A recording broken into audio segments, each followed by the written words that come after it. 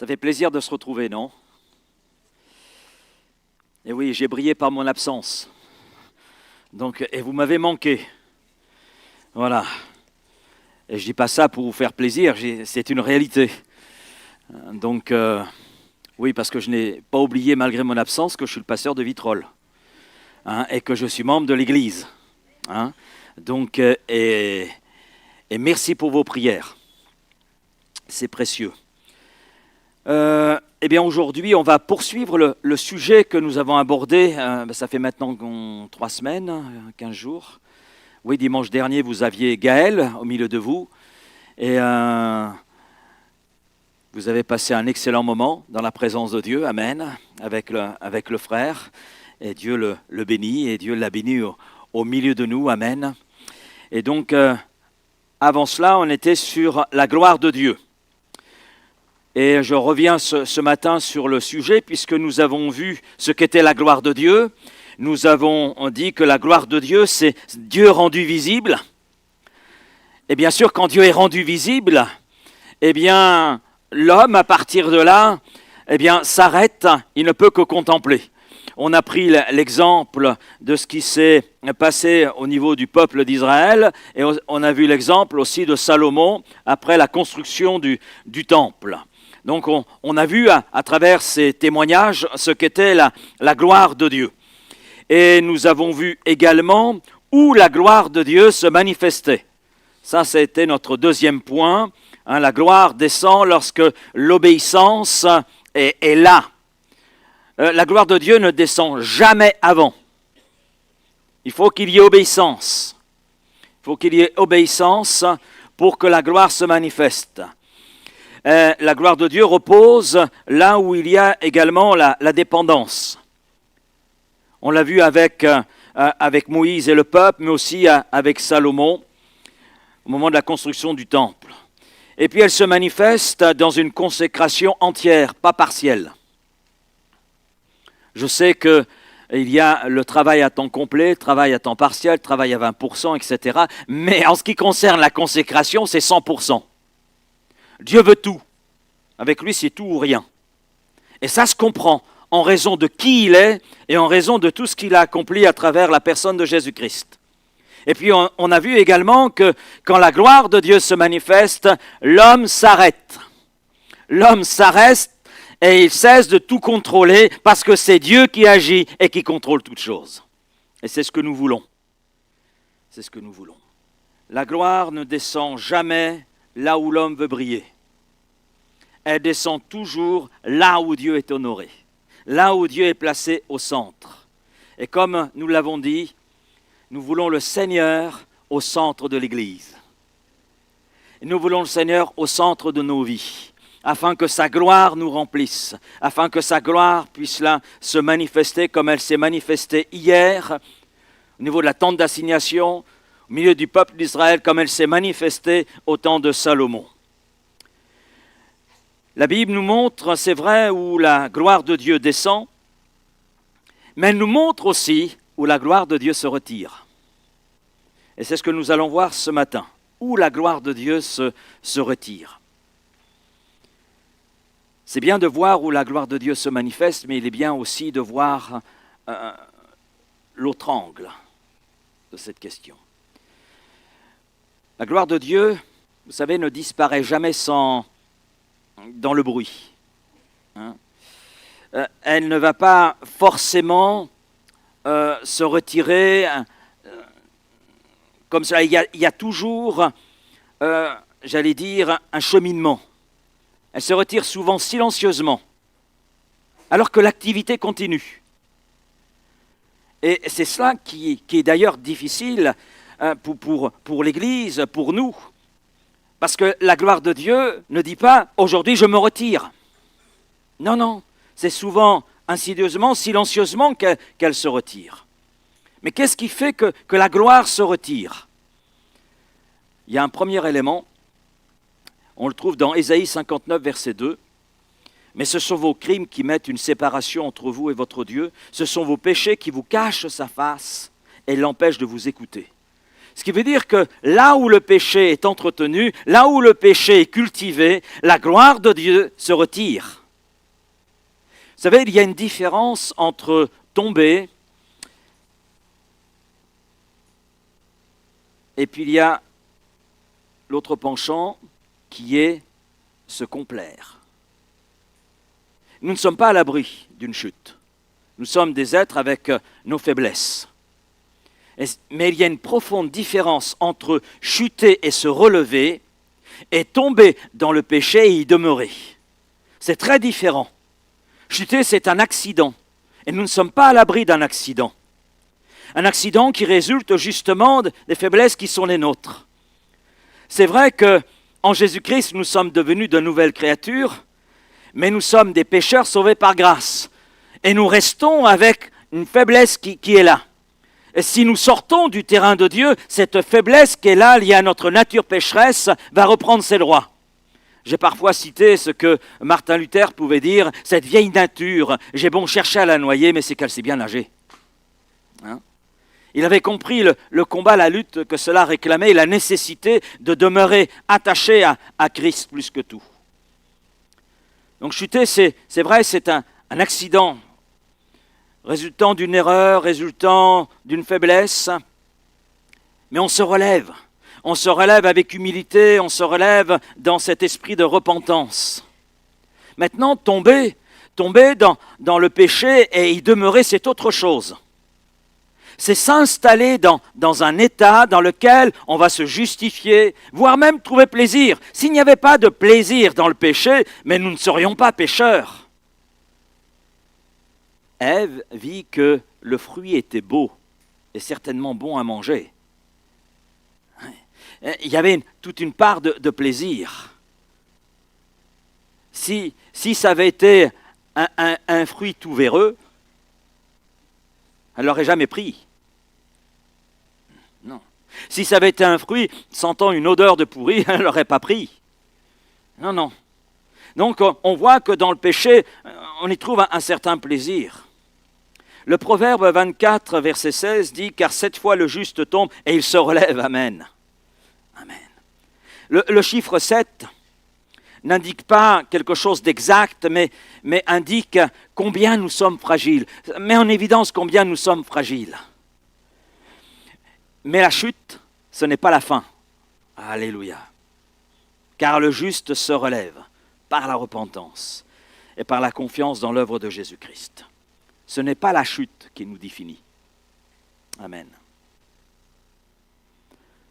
Ce qui nous définit, c'est que le juste sait se relever après la chute et s'en remettre tout à nouveau à son Dieu, afin que la gloire de Dieu tout à nouveau se manifeste. Amen. Amen. Il y a un deuxième élément qui est là, qui fait que la gloire de Dieu se retire. On trouve cela dans Jacques chapitre 4, verset 6, mais on a aussi des témoignages, je vais en parler. Dieu résiste aux orgueilleux, mais il fait grâce aux humbles.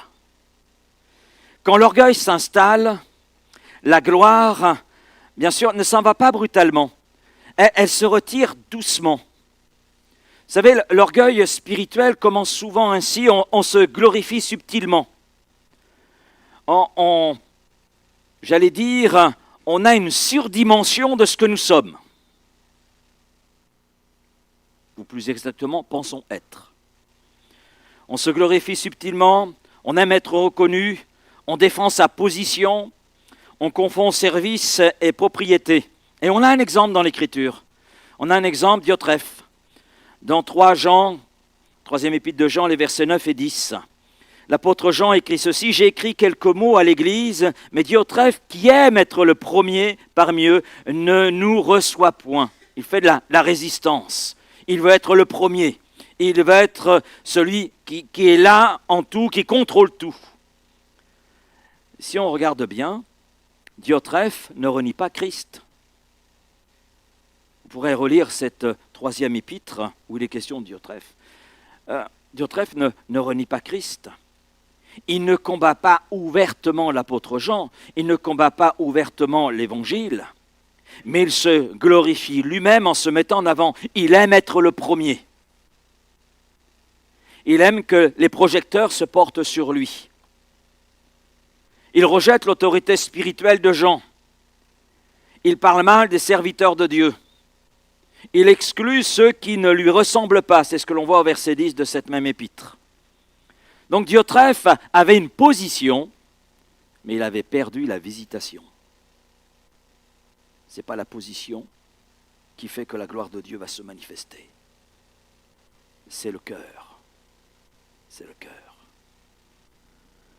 Le principe biblique est que Dieu ne corrige pas simplement l'orgueil, il résiste à l'orgueil. Et la gloire se retire. Quand un projecteur éclaire trop fort une scène, vous savez ce qui se passe? On voit la lumière, elle nous éblouit, et on perd tous les détails. Je ne sais pas si vous vous souvenez, il y avait deux spots à une époque, et j'ai voulu les essayer un soir, et j'étais tellement ébloui que je ne voyais rien. Je ne voyais rien. Je ne voyais même plus les chaises. Et ma troisième fille, qui a fait des études dans le domaine, me dit « Papa, mais c'est un grille-pain ». Et nous les avons enlevés et fait le nécessaire à cet égard. Mais c'est vrai, quand un projecteur éclaire trop fort une scène, bien on perd les détails, les visages disparaissent, la profondeur s'efface. Bien de la même manière, quand l'homme prend toute la lumière, la gloire de Dieu devient alors invisible. Et non seulement elle devient invisible, mais elle s'éloigne. Et le remède à l'orgueil est simple. Matthieu 6, verset 33, « Cherchez d'abord le royaume de Dieu. En premier lieu, que cela soit l'objet de votre recherche. Le royaume de Dieu. Chercher le royaume, c'est chercher celui qui est le chef de ce royaume. C'est chercher Dieu. Et sa justice, c'est-à-dire à connaître sa volonté et à accomplir cette volonté. Et puis toutes les choses qui sont là nécessaires à la vie. Et cela dans tous les détails, parce que Dieu est un Dieu de détails, eh bien toutes ces choses vous seront données comme un plus, comme un bonus de la part de Dieu. Donc le principe est simple. La gloire de Dieu revient quand Dieu retrouve sa place. Amen. Quand il retrouve sa place dans un cœur, dans une vie, quand il retrouve sa place dans l'Église. Quand on regarde l'Église de Laodicée, où était la gloire de Dieu? Elle n'était pas dans l'Église. La preuve en est, le Seigneur dit, je frappe à la porte. Vous imaginez le chef de l'Église qui frappe à la porte de son Église. C'est donc que cette Église, bien qu'ayant plein d'activités, avait perdu la gloire de Dieu. Elle s'était enorgueillie de ce qu'elle était, de ce qu'elle avait, de ses activités, mais elle avait oublié celui qui est essentiel, Christ. Et Christ invite cette Église à replacer les priorités là au centre. Il y a un troisième élément qui fait que la gloire de Dieu se retire. On voit cela dans 2 Timothée, chapitre 3, verset 5. L'apôtre Paul parle des jours qui précèdent le retour de Jésus-Christ, cette première phase du retour de Jésus-Christ, à savoir l'enlèvement de l'Église. Et il donne cette description de personnes qui auront l'apparence de la piété, mais reniant ce qui en fait la force. « Éloigne-toi de ces hommes-là », dit Paul à Timothée. La gloire de Dieu se retire là où la religiosité remplace la relation. Paul décrit une foi extérieure, une foi soignée, une foi structurée, mais une foi en réalité qui est déconnectée de celui qui est la source de la foi, Christ. C'est lui la source. C'est lui, c'est de cette relation vivante avec Christ que découle la foi. Et qu'elle se nourrit également. C'est lui le pain de vie. Il est appelé ainsi. Pourquoi? Parce qu'il est celui qui vient nourrir notre foi afin qu'elle grandisse. Qu'elle grandisse. Une piété sans puissance sont les formes qui sont respectées, les cultes sont bien organisés, le langage spirituel est bien maîtrisé, mais la force transformatrice de Dieu est totalement absente. Totalement absente. Et qu'est-ce qu'un culte où Dieu n'est pas? ça ressemble à un meeting, comme nous en trouvons autour de nous. Et en ce moment, il y en a pas mal, puisque ça sont les élections. Mais ce qui nous intéresse, c'est cette force transformatrice de Dieu au milieu de nous. Que la gloire de Dieu se manifeste. Sans cette manifestation de la gloire de Dieu, rien ne change. Et nous repartons alors chez nous comme si de rien n'était. Les cultes peuvent être parfaits, mais si les vies ne sont pas transformées, à quoi ça sert? On peut chanter juste, mais à quoi sert-il de chanter juste si on vit faux? On peut peut-être prier publiquement, on peut peut-être parler de Dieu, mais si Dieu n'est pas là, à quoi ça sert?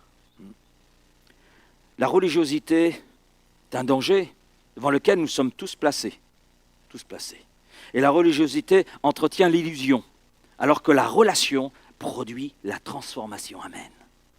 Amen. Et Paul dit, ayant l'apparence de la piété, mais reniant ce qui en fait la force. Et la religiosité n'est pas l'absence de Dieu, c'est pas ça la religiosité. En fait, c'est le souvenir de Dieu sans sa manifestation. C'est ça. La religiosité remplace la dépendance par le contrôle. On veut contrôler, on veut gérer, parce que c'est sécurisant. Mais la relation demande de l'humilité et une vérité de cœur. Et ça vient faire toute la différence. C'est pourquoi Paul est si radical. Éloigne-toi de ces hommes-là. Seigneur, fais que nous ne soyons jamais une église qui fonctionne sans toi. C'est ma prière.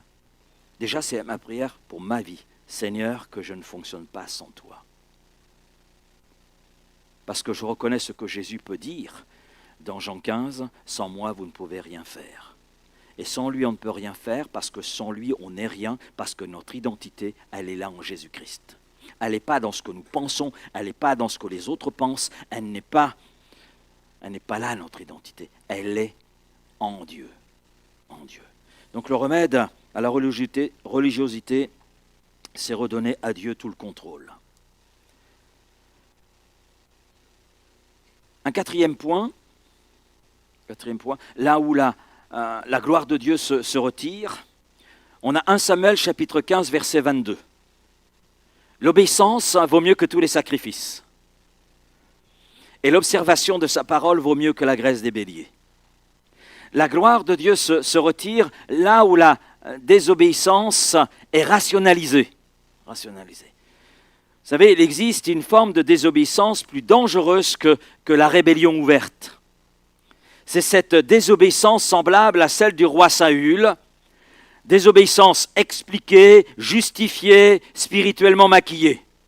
Quand on examine le comportement de Saül, parce que 1 Samuel 15, 22 a un contexte. Un contexte où le prophète Samuel est amené de la part de Dieu à exprimer des choses au roi Saül. Le roi Saül qui n'a pas rejeté Dieu ouvertement, mais c'est l'homme partiel. Partiel en tout d'ailleurs. Partiel dans sa consécration, partiel dans sa repentance, entre guillemets. Il a partiellement obéi. Il a gardé ce qui lui semblait bon. Il a donné à sa désobéissance d'ailleurs une apparence spirituelle. Il a cherché à se justifier. Alors que tout devait être dévoué par interdit, il a gardé les bonnes choses. Et il dira, j'ai épargné le meilleur pour l'offrir à l'Éternel. Mais ce n'est pas ce que l'Éternel avait demandé. Là, c'est un homme qui cherche à sauver sa face. Saül voulait honorer Dieu, mais sans lui obéir pleinement. D'où la réponse de Dieu. L'observation de sa parole vaut mieux que la graisse des béliers. Dieu n'avait que faire de ce sacrifice qui était offert dans la désobéissance et non pas dans l'obéissance. Le résultat, Samuel 15, 28, l'Éternel déchire aujourd'hui de dessus toi la royauté d'Israël. La gloire ne se retire pas toujours quand on cesse de parler de Dieu, mais quand on commence à négocier avec sa parole. Parce qu'en fait, quand on regarde le comportement de Saül, quand on s'arrête, on s'aperçoit qu'il est là en train de négocier. Il négocie ce qui n'est pas négociable. Ce que Dieu a demandé était suffisamment clair pour qu'il comprenne. Mais lui, il a voulu placer les choses sous un autre angle, son angle à lui. Mais le principe spirituel est là. L'obéissance partielle est une désobéissance totale aux yeux de Dieu. Et la gloire ne demeure jamais là où la parole est ajustée selon nos préférences. Ça, c'est clair. La gloire se retire quand l'homme obéit selon sa logique et non selon la volonté de Dieu. Le remède est simple. Jean 14, 23, si quelqu'un m'aime, il gardera ma parole. L'entièreté de cette parole. Il ne cherchera pas à négocier. En fait, il n'y a rien à négocier. La parole de Dieu, elle se reçoit ou elle se rejette. Mais elle ne se négocie pas. Il n'y a pas de compromis possible. Ce que Dieu nous demande, si nous l'aimons, c'est de garder sa parole et faire ce que lui nous demande. À partir de là, il demeure avec nous. Ce qui veut dire que sa gloire se manifeste. Sa gloire est là. Un autre élément, là où la gloire se retire, c'est là où on s'habitue à l'absence de la gloire. On a ce texte de Juge 16, verset 20. Ça concerne un personnage que nous connaissons un petit peu, Samson. Samson se réveilla et dit « Je m'en tirerai comme les autres fois ». Et il ne savait pas que l'Éternel s'était retiré de lui. C'est peut-être, du moins à mes yeux, je ne sais pas pour vous, mais c'est certainement l'un des versets de l'Écriture les plus tragiques. Les plus tragiques. Je m'en tirerai comme les autres fois. Il ne savait pas que l'Éternel s'était là retiré. Il pensait que l'Éternel était encore avec lui, alors qu'en réalité l'Éternel s'était retiré. Samson n'a pas perdu sa force d'un coup. Non, non. Il a perdu la sensibilité à la présence de Dieu qui a fait qu'il a perdu sa force. À un moment donné, il s'est imaginé que sa force, c'était grâce à lui. Non, c'est Dieu qui lui avait communiqué cette force. Et le drame n'est pas simplement que Dieu se retire, c'est que Samson ne s'est même pas rendu compte que Dieu s'était retiré. Ça, c'est terrible. Et il continue les mêmes gestes, il répète les mêmes paroles. Il agit comme avant. Je m'en tirerai comme les autres fois. La gloire n'était plus là. La présence de Dieu n'était plus là. L'habitude est l'ennemi silencieux de la visitation de Dieu. Quand on s'habitue à prier sans feu, à servir sans onction, à chanter sans la présence, on finit par fonctionner sans dépendre de Dieu. C'est ce qui se passe pour Samson. Le principe spirituel, c'est que la gloire se retire quand la dépendance devient routine et que la présence de Dieu devient optionnelle. Alors quel est le remède? On le trouve dans le psaume 42, verset 3. Mon âme a soif de toi. Mon âme a soif de toi, du Dieu vivant. Regardez votre voisin et dites-lui, mon âme a soif du Dieu vivant.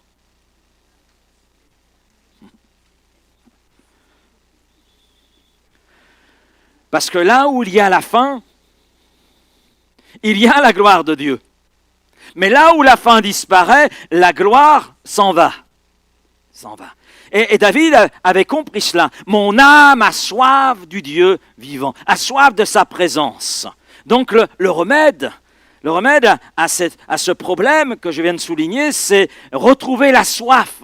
As-tu soif de Dieu? As-tu soif de son esprit? As-tu soif de sa présence? Amen. As-tu soif de cette communion avec les frères et sœurs? Ne répondez pas tous à la fois. Nous devons refuser la routine, refuser l'habitude et veiller à cette fraîcheur. Veille sur ton cœur plus que sur toute autre chose, parce que de lui viennent les sources de la vie. Et nous devons être là vigilants, refuser les habitudes, la routine. Mais on veut une huile fraîche, amen. Amen. On veut du pain frais. Et Jésus étant le pain de vie, il veut nous donner cette nourriture fraîche et bonne pour nos cœurs, pour nos âmes. Amen. Ce n'est pas du pain rassis qu'il veut nous donner. Et puis, c'est aussi de crier comme Moïse. Dans Exode 33, verset 15, Moïse dit ceci, « Si tu ne marches pas toi-même avec nous, ne nous fais point partir d'ici. » C'était son cri. « Si tu ne marches pas toi-même avec nous, ne nous fais point partir d'ici. Nous ne bougerons pas si tu n'es pas avec nous. » Et j'aime beaucoup ce verset d'Exode 33, 15. Et cela doit caractériser l'Église, cela doit caractériser nos vies. Seigneur, si tu ne marches pas toi-même avec moi, je ne bougerai pas d'où je suis. Seigneur, si tu ne marches pas avec nous, si tu n'es pas toi-même avec nous, nous ne bougerons pas d'ici. Amen. J'arrive à la conclusion. Vous savez, la gloire de Dieu ne se retire pas parce que Dieu change. La gloire de Dieu, elle se retire parce que l'homme change. Il change d'attitude. C'est ça en fait. C'est pour ça que l'apôtre Paul pouvait dire « Examinez-vous vous-même pour savoir si vous êtes toujours dans la foi ». Il y a une évaluation on le fait pour nos voitures. On fait un check-up de nos voitures, on fait contrôle, on fait un bilan. Eh bien, Paul nous invite, il a invité les Corinthiens, mais il nous invite par extension à nous aussi faire un bilan, à évaluer où nous en sommes dans la foi, où nous en sommes dans notre relation avec Christ. Si la soif et la faim de Dieu est toujours là, afin que sa gloire se manifeste. La gloire de Dieu se retire quand le péché est entretenu, quand l'orgueil s'installe, quand la relation devient religiosité, quand la désobéissance est justifiée, et quand l'homme s'habitue à vivre sans sa présence. Et je crois que, c'est vrai, l'un des plus grands dangers n'est pas de perdre la gloire, mais de s'habituer à vivre sans elle. Ça, je crois, c'est ce qu'il y a de plus terrible. Mais il y a une bonne nouvelle, et on va conclure avec cette bonne nouvelle. Vous avez déjà la bonne nouvelle sous les yeux. Il s'agit du prophète Agé.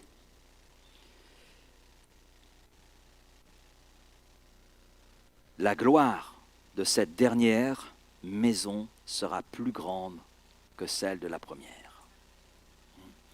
La gloire de cette dernière maison sera plus grande que celle de la première. Là où il y a repentance, là où il y a humilité, là où il y a une faim, une soif réelle, la gloire est là. Et la gloire se manifeste. Et se manifeste, j'allais dire, la gloire se manifeste avec gloire. Vous comprenez ce que je veux dire, hein? La gloire se manifeste comme Dieu le veut.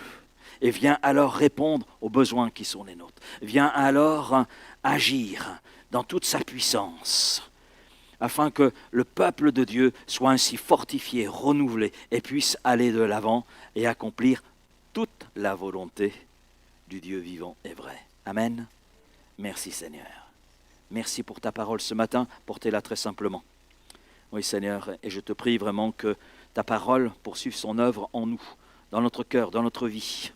Oui Seigneur, dans l'Église. Car ce que nous voulons Seigneur, c'est que ce soit toi qui sois glorifié au milieu de nous. Ce n'est pas l'homme que nous voulons glorifier, ce n'est pas nos personnes, ce n'est pas nos activités, mais c'est toi que nous voulons glorifier au milieu de nous. Et c'est ta gloire que nous voulons voir se manifester dans nos vies, dans nos familles, dans l'Église, dans cette ville, dans cette région et dans notre pays. Alors Père, nous savons où ta gloire repose, nous savons où ta gloire ne repose pas. Et Seigneur, nous voulons aligner nos vies ainsi sur ta parole, afin justement que ta gloire nous accompagne. Nous ne partirons pas d'ici si tu n'es pas avec nous. C'était le cri, la prière de Moïse, mais c'est aussi notre cri, notre prière. Alors merci Seigneur pour ta parole, pour ton esprit qui agit et qui vient confirmer ta parole en nous, nous aider à la comprendre, à la mettre en pratique et à être ainsi ce que tu veux que nous soyons et que nous servions à célébrer ta gloire. Amen.